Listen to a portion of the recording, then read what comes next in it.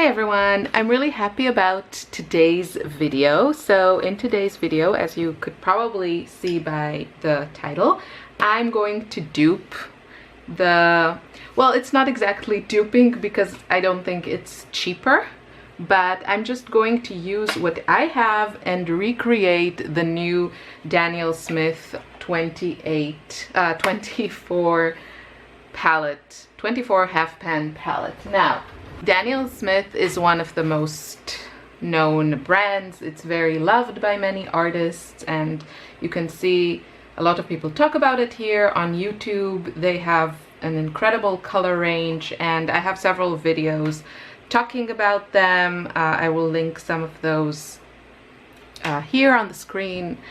And they have been making tube paints, you know, watercolor that comes in tubes that looks like this. They have over like 250 colors. It's really insane, and all of them come in 15 milliliter tubes, and then some of them come in the smaller ones, 5 milliliters. This is Cord. This is not Daniel Smith, but this is a small tube. Is it 5 mil? Yeah. And last year, I think it was, they decided to come out finally with some half pans, and they put it in this horrible palette that is really nice for storing paint because it's very, very compact, but it's practically unusable, and I think it should have been recalled. But anyway, this year they're coming out with some more, you know, traditional looking sets, and they have, I think, 3 I saw.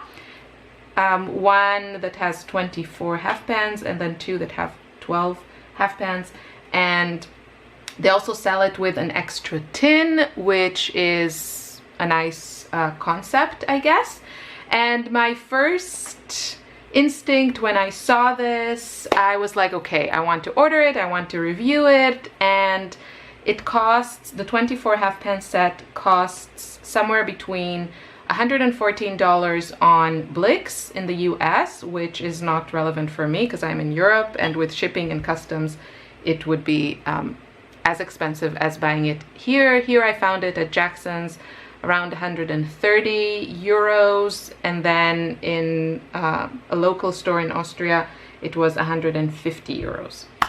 And I was like, okay, maybe I should buy it. Maybe, you know, it'll probably, a lot of people will watch this video.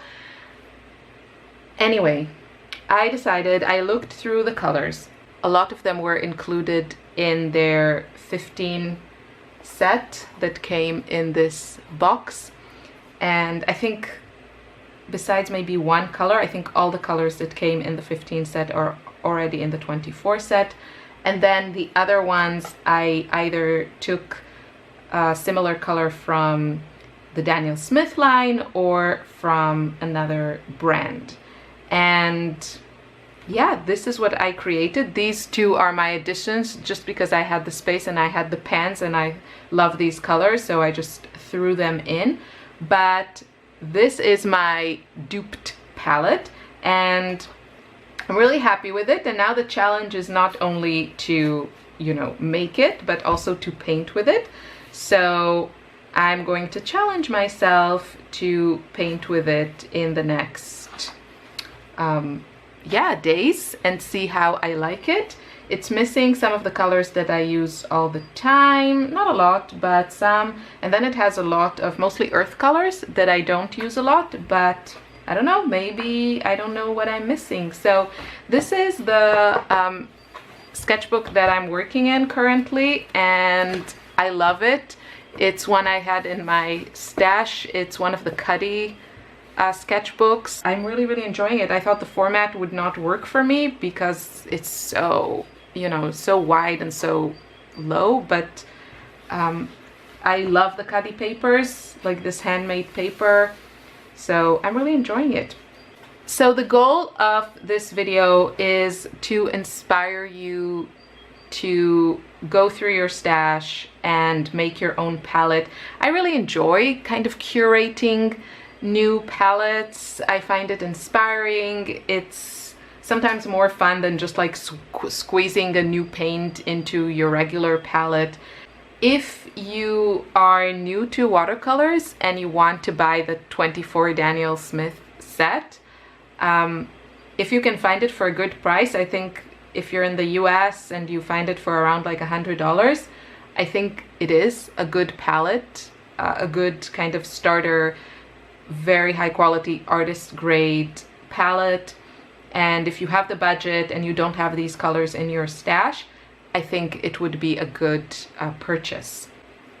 I'm now familiar with the Daniel Smith pan formula, and it's good, you know, it's very reliable. And I think the only one that really got kind of black, and I'm a bit, you know, I'm kind of sad about it, but then I also have a lot of backups for this color is here. It's the ultramarine blue. It just really shrunk down, but I think it still performs nicely if I remember correctly. So let's swatch these, and I'll tell you which colors are in the original set and what I switched them with. So I'm using now this Jackson's, it's their own brand. It's these Raven brushes. These are synthetic. They are very well priced, and this is the smallest one, I think. Yeah, so this is 10/0, this is 3/0, and then this one is the number 0. And yeah, I love them. I'm really enjoying them. The only thing I'm not sure I love is that the handle is really thin. I don't know if I like that it's like so thin, but the brush itself is lovely. So that's what I'm going to use today. This is the smallest size. It's 10/0.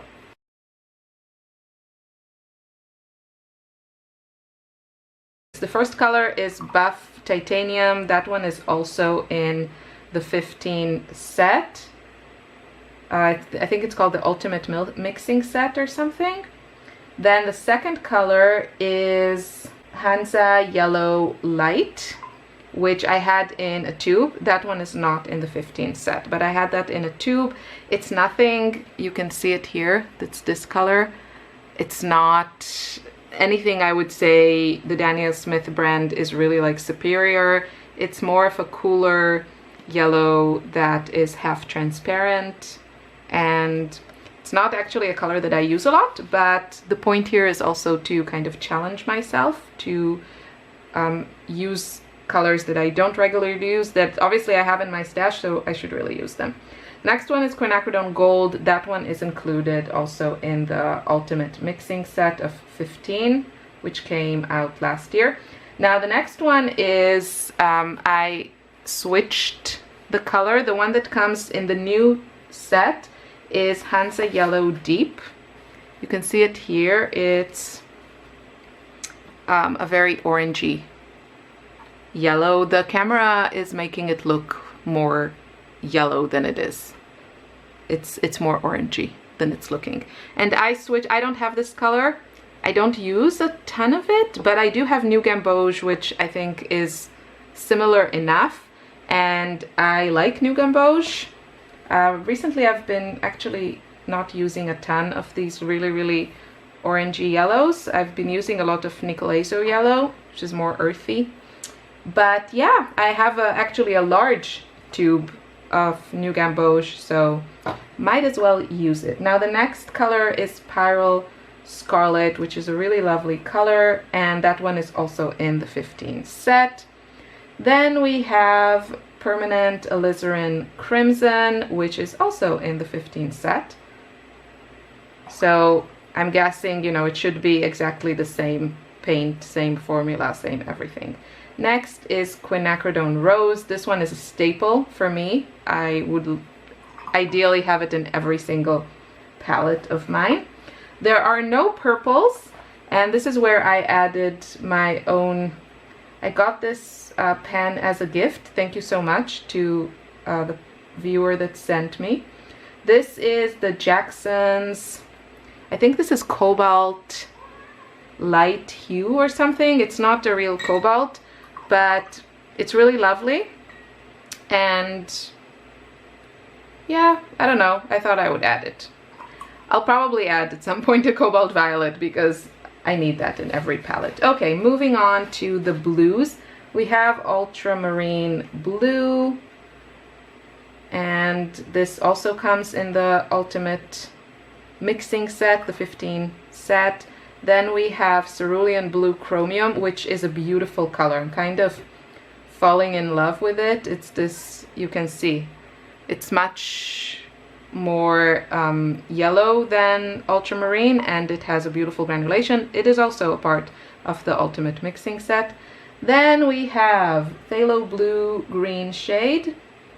I hardly ever use it, but I don't know, maybe I should. This is also in the ultimate mixing set. Now a really good choice that I think they did well to include is cobalt turquoise. I don't have the Daniel Smith one, but I have a Sennelier one in a pan, so that's what I added. You can see here, this is the Daniel Smith one, and this swatch is the Sennelier one, and you can see that both of them are actually really similar to the Sleeping Beauty Turquoise Genuine, which I talk about in my dupes video, so check that one out. So this one I just added from my stash. The next one is phthalo green blue shade. This one is also a part of the ultimate mixing set. I never use this color. I'm gonna try to use it. Now the next color that they included in the 24 set is SAP Green. I don't have SAP Green, I don't use SAP Green. Maybe I actually have a tube of core paint, but what I do have is a really old half pan that I bought off Etsy of Daniel Smith Serpentine Genuine, which is anyway a lot more interesting in my opinion. So I added that instead of SAP Green. Next we have Pearline Green. I don't have the Daniel Smith one, but I do have a Schmincke tube. So I poured some into this half pan. This is a pretty standard color. I also have a really nice version of it by Van Gogh, which costs a fraction of the price of both Daniel Smith and Schmincke. So yeah, but I included my Schmincke one in this. Then we have Undersea Green, which I also bought a half pan ages and ages ago. Undersea Green is part of the Jean Haynes set also. So if you have that set, you already have this color. We are moving now into the all the earth tones. Quinacridone Gold I mentioned, that one's here. Then we have Goethite. I don't know if that's how it's pronounced. But there's something in the middle that is missing. Wait, because I see I added here a color. So this is Goethite. It's also a part of the Ultimate Mixing set. So if you have that set, all of the colors in it, besides one of the yellows, are part of the 24 set. Take that under consideration, because you'll have 14 kind of dupes, or like doubles, not dupes, doubles. Okay, what are you? Oh, this is, yes, now I remember. So one of the colors that are part of this, part of the new Daniel Smith 24 set is called Raw Sienna Light. I think it's a newer color. I think it was in the Alvaro Castagnet set, if I'm not mistaken. It's not on the color chart that I have, I think. Maybe I missed it, but anyway, I looked online and I looked at the Daniel Smith website, and it's a very light, you can see, kind of earthy color. I have a color from Schmincke that is called Transparent Ochre that is made with the same pigment, which is PY42, and that's what I squeezed into this pan, and that's what I used here. And it's not a color that I use a lot anyway, so I might as well try and use this ginormous tube and see if I like it. Moving on to, which one is the next one? We have this one, what are you? I think this is Indian Red. Editing Gerät here. Sorry about that. My camera cut me off and I didn't realize. So the next color is Indian Red, and it's a pretty traditional color, which is also a part of, you guessed it, the Ultimate Mixing Set. Now the next color is actually one I don't have, and I didn't really have a very good dupe for it. It's Quinacridone Burnt Orange, which you'll see I point to it when the video resumes. And it's just like a very earthy, muted orange. It looks like a nice color, but I don't have it, and I don't have really something super similar. Instead, I used a color from Core that came in their Earth Tones 6-tube set, which is called Transparent Brown Oxide. It's made with PR101. It's a different color, but it's still kind of an earth color. So this one is, I would say, probably the most different substitute that I added. And that's what I'm talking about when the video resumes in just a second. And if I do feel that I absolutely have to have it, then I can just buy this one color and not the 24 set that costs a fortune. So in the meantime, I'll try and use my Core one and see how I like it. Next, we have some of the regular kind of boring earthy colors. So this one is Burnt Sienna. It looks so weird here, but I think it's Burnt Sienna. It's also part of the Ultimate Mixing Set. The next color is Burnt Umber, which I don't have in my stash, and I don't really have anything similar to that. I'm not a huge fan of browns, so what I decided to do is to put Lunar Red Rock, which is kind of similar to Indian Red, but I like it a little bit better.